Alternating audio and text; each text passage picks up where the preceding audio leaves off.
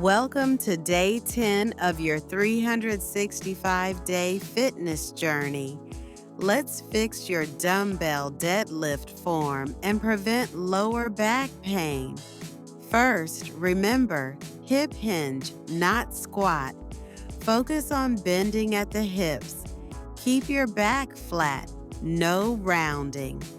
Notice how the dumbbells track your legs throughout the movement. Drive through your heels as you lift.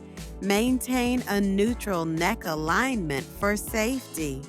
Now, do 3 sets of 8 to 10 controlled reps. Fix your deadlift. Build real strength.